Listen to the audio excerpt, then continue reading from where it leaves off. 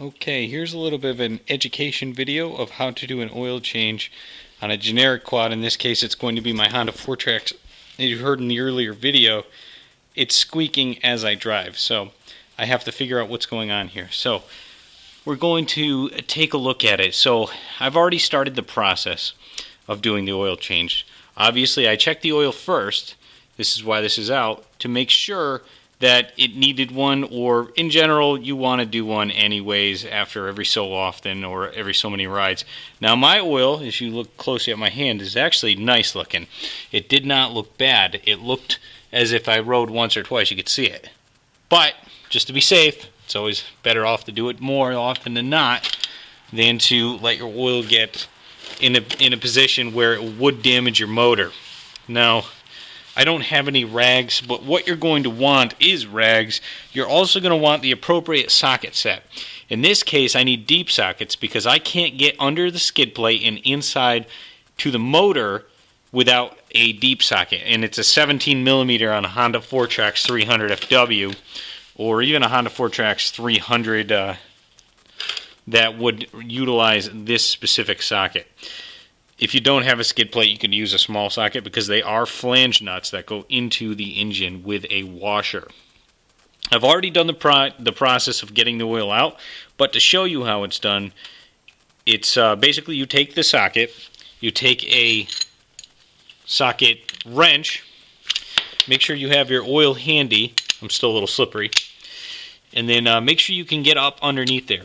Make sure you have an oil pan, your socket set, some oil, and rags. I have it jacked up right now. You don't need to do that. I was testing the diffs and the engine to see where the squeak was coming from. But it also makes it easier to get underneath there. So there is the bolt.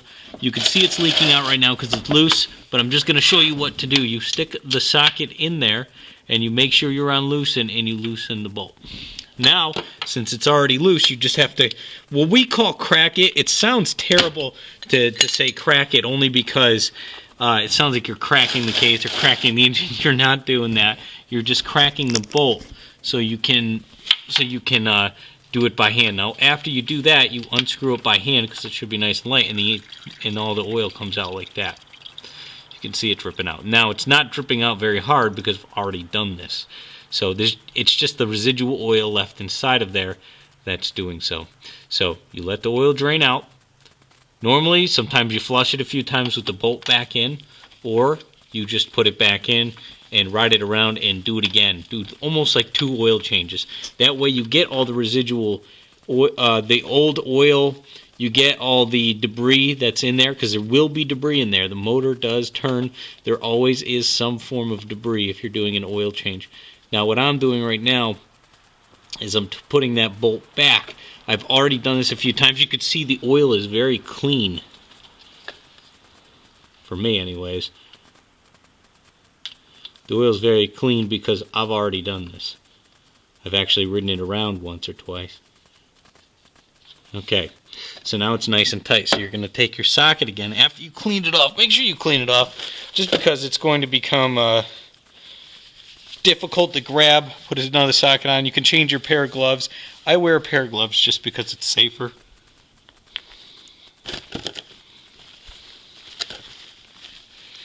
You can see even there the oil's not that bad. It just looks a little burnt.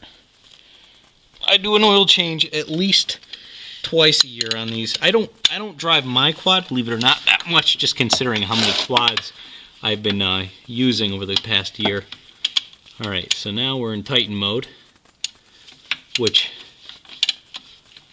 is opposite of what we're doing right now. Okay, so now we're going to make sure this is nice and tight, but not too tight. If you strip these out, it's over. This is an engine case. So make sure you torque it to the right specs. Now, I know the specs in my head because I've been doing this for a very long time.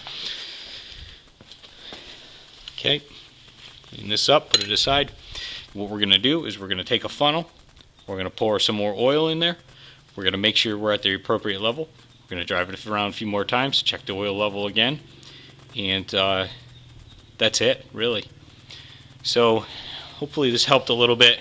It works the same way on most ATVs. Yours might be slightly different. Sometimes you need another skid plate. That should be it. This is Tippo. Hope you enjoyed it.